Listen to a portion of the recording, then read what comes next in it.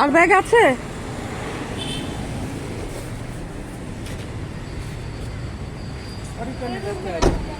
এখানে দিয়ে দাও, এখানে সামনে দিয়ে দাও, ছেড়ে দাও, এটা সামনে দিয়ে।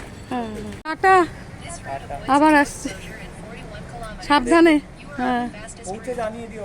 ইয়েস ইয়েস, আর ওদের একটু তাড়া দিও। বাই। দুর্গা দুর্গা বলে রওনা দিলাম। গুড মর্নিং বন্ধুরা। আজকে হচ্ছে গিয়ে কত তারিখ? 8 তারিখ, বুধবার। আজকে কলকাতায় ফেরার দিন। মনটা খুব খারাপ লাগে জানো তো, এদিকে যখন থাকি তখন কলকাতার জন্য মন খারাপ লাগে, মনে হয় যেন যদি সবাইকে নিয়ে বাড়িতে থাকতে পারতাম। আবার যখন এদের এই ছেলেদের এখান থেকে যাই তখন মনটা খুব খুব খারাপ লাগে। আমরা 9:30টায় ক্যাব বুক করেছিলাম, এয়ারপোর্ট ট্যাক্সি, রওনা দিয়ে দিলাম। যেহেতু জ্যামটা বেশি হয়, মন খারাপ নিয়ে যাচ্ছি। খুব একটা হচ্ছে না, কারণ আবার আসবো। আর তোমাদের তাই জানালাম যে আজকে আমাদের ফেরার দিন কলকাতায়। কালকে থেকে আবার কলকাতায় পর্ব শুরু হবে। এসেছি, এবার নামি টার্মিনাল 2। কথার জুতোটাও এবার খুলিয়েছে, আর সব কিছু দিয়ে দিয়েছে, কোনো চেকিং এর ব্যাপার ছিল না, আটকায়নি কিছু। যাক,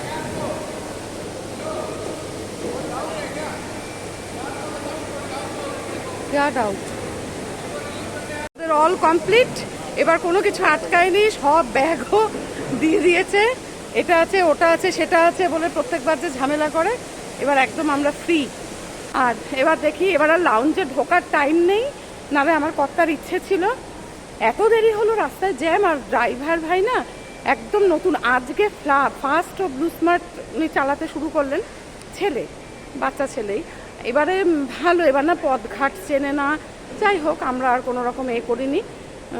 চলো তুমি যেভাবে, আমরা তো একটু হাতে সময় নিয়ে বেরিয়েছিলাম, বলছে আমাকে রেটিংটা ভালো দেবেন, দেবেন। একটু আস্তে চালিয়েছে, একদম প্রথম দিন। আমরাও ওকে বেস্ট অফ লাক জানালাম।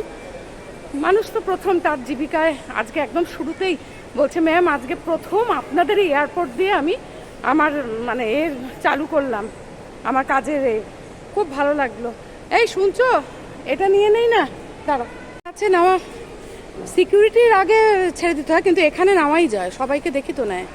আমাদের গাড়িতে ওঠার দরকার আছে কি? এই গাড়িগুলো ফ্রি, গেট নাম্বার 25 তো। কি কষ্ট হচ্ছে, লাউঞ্জে ঢুকতে পারছো না? যা, তুমি তো হরবার করে গিয়ে খেয়ে এসো, বলে কি আমাদের এটা নষ্ট হয়ে যাবে। এবার আমরা ফ্লাইটে উঠছি। আমাদের এয়ার ইন্ডিয়ার ছিল, এখন তো ভিস্তারা যেগুলো ছিল সেগুলো সব এয়ার ইন্ডিয়া নিয়ে নিয়েছে। তা আমাদের ফ্লাইটটা ভিস্তারা লেখাই আছে। আর দেখো, এক একটা করে ফ্লাইট উঠছে আর এক একটা করে ফ্লাইট নামছে, পরপর কত ফ্লাইট দাঁড়িয়ে আছে। আমাদের ফ্লাইটটাও অনেকখানি এসে দেখলাম ওয়েট করছিল। ওই দেখো, পরপর সব ফ্লাইট ওদিক দিয়ে আবার গিয়ে দাঁড়াচ্ছে, এরা সব উঠবে। কতগুলো আবার নামলো, দেখতে বেশ ভালো লাগে। এখন তো আমাদেরটা মনে হচ্ছে এবার আমরা উড়বো আর কি, ব্যাঙ্গালোরের মাটি ছাড়বো। হ্যাঁ হ্যাঁ, দেখে বোঝা যাচ্ছে। আর ওদিকে দেখতে পাচ্ছ তো, একটার পর একটা ফ্লাইট কীরকম মানে আসছে ওদিক থেকে, কোনোটা উঠবে কোনোটা নামছে, এরকমই হবে। তোমাদের সেটা দেখাচ্ছি। ব্যাস, আমরা এবার ব্যাঙ্গালোরের মাটি ছেড়ে ওপরে উঠছি, এবার কনফার্ম। অনেকক্ষণ মানে ওয়েট করেছি, আর এই সময়টা দেখতে ভালো লাগে, কিন্তু আমার একটু শরীরে অসুবিধাও হয়। যাই হোক, এবার ব্যাঙ্গালোরকে টাটা করে কলকাতার দিকে যাব। প্রথমে দিল্লিতে নামবো, দিল্লির থেকে আবার কলকাতার ফ্লাইট। এটা না একটানা ছিল, মানে ব্যাঙ্গালোর টু কলকাতাই ছিল। হঠাৎ করে 1 মাস আগে ওরা মেসেজ পাঠালো যে ভায়া দিল্লি। ঠিক আছে, কিছুক্ষণ বাদেই চলে এলো লাঞ্চ, ভালোই দিয়েছিল। এই দেখো, সব ভিস্তারা লেখা। তা এয়ার ইন্ডিয়া ভিস্তারা এখন যেহেতু একই, দুটোতেই তো খাবার দেয়। আর ভালোই বেশ, লাঞ্চটা ভালোই দিয়েছে। বান দিয়েছে, বাটার দিয়েছে, জল, তারপর ওটার মধ্যেও খুলে তোমাদের দেখাচ্ছি কি কি দিয়েছে। আবার একটা ওই কেক টাইপের ওইটাও দিয়েছে। আর এখানে দেখো, চিকেনটা ভীষণ ভালো হয়েছে খেতে। আর এটা হচ্ছে গিয়ে ওই পোলাও টাইপের, বিরিয়ানি টাইপেরই, কিন্তু ভালো, হালকা একদম খাবার দাবার। আর বেশ গরম গরম গরমই খাবারটা দেয়, পেটও ভরে যায়। আমি আর দেরিও করছি না, কারণ খুলে নিলাম, নিয়ে ভালো করে দেখে নিলাম। মানে গন্ধটা কিন্তু ভীষণ ভালো বেরিয়েছে। তারপরে খাবার দাবার খেয়ে উঠতে না উঠতেই চলে এলো চা বা কফি কী নেবো। এই দেখো, কেকটা আমি খেতে পারিনি, আমার আবার একটু গরম চা কফিটা ভালো লাগে বেশি, তাই আর দেরি না করে পটাপট সব কিছু তৈরি করে খেয়ে নিলাম। তারপরে তো ঘুমাবো, এই করে জানলাটা লাগাবো। তার আগে দেখলাম আকাশটা কি সুন্দর দেখতে লাগছে। এই একটুখানি চোখটা বন্ধ করে আবার উঠলাম, উঠে একটুখানি ম্যাগাজিনটা একটুখানি মানে খুলে একটুখানি দেখছি ভেতরে কি আছে কি না আছে বুঝতে পারছি না, তো একটুখানি দেখবো বলে আর কি বার করলাম। তারপর মনে পড়লো তোমাদেরকে তো আমার গোপু সোনাকে দেখানো হয়নি। এই দেখো আমার গোপু সোনা ঠিক ঠিক মতন তার জায়গাতেই বসে আছেন। এই সব করতে করতে হঠাৎ দেখলাম মানে দিল্লিতে কখন যেন পৌঁছে গেলাম আর কি, দিল্লির আকাশে। এই যে নিচটাও দেখা যাচ্ছে, সব ফ্লাইওভারগুলো দেখো কি সুন্দর দেখা যাচ্ছে। নেমে তো গেলাম, চলছে নেমে ব্যাস হাঁটা। এই হাঁটা মানে এক প্রান্ত থেকে আরেক প্রান্ত।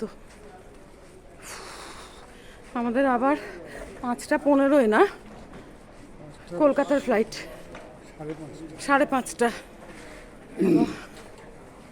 এগুলো সুবিধা। এয়ারপোর্ট তো নয়, শপিং মল।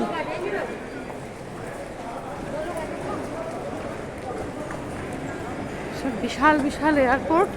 তবে ব্যাঙ্গালোরে প্রচুর গাড়ি, ওই গাড়িগুলো অ্যাভেলেবেল, ব্যাটারি গাড়িগুলো।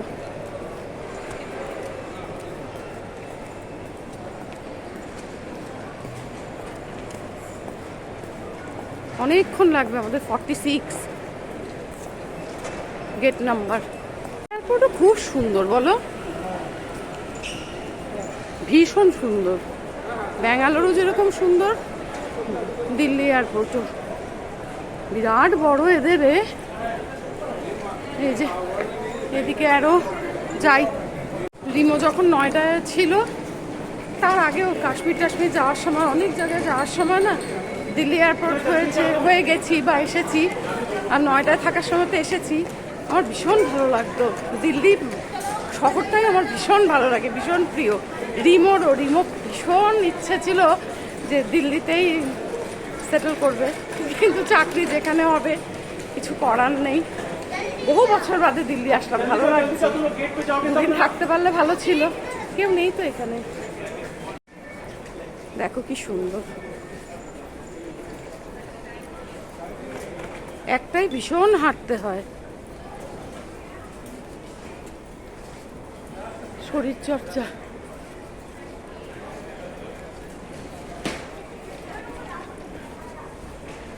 শেষ নেই, কি যে বিশাল। দেখো কি সুন্দর সাজানো সব। এই টার্মিনাল 3, আমরা টার্মিনাল 3-তেই আছি।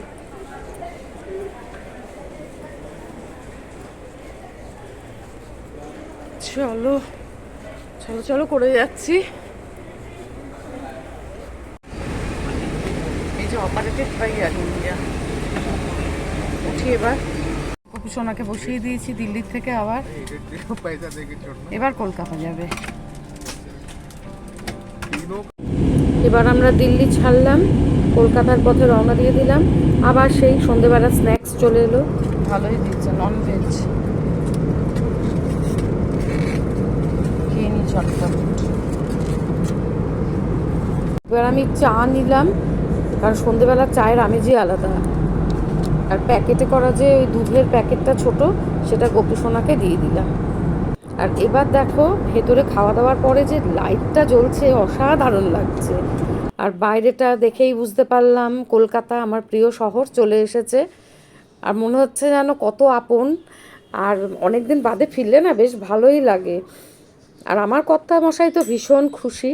যাই হোক, নামছি, আর ওইটা বলছে উল্টোডাঙার ফ্লাইওভার, হ্যানা ত্যানা সব ওপর থেকে যা যেটা বলছে। আমরা বলছি এইটা, এই করতে করতে তো রানওয়ে চলেই আসছে।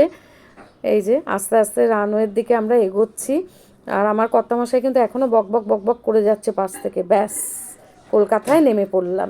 আর এই কলকাতায় মানে ল্যান্ড করার সাথে সাথে আমরা কি করি, মোবাইলগুলোকে আগে অন করে দিই। এবার তো সব মালপত্র নিয়ে বাইরে এসে দেখো গাড়ির কি অবস্থা, কি জ্যাম। আমরা র্যাপিডো বুক করে নিয়েছিলাম, কি অবস্থা। ফাইনালি ক্যাব পেয়ে গেছি, আর পারছি না, আজকে এখানেই রাখবো। প্রচণ্ড টায়ার্ড লাগছে, সেই 9:30 থেকে চলছে।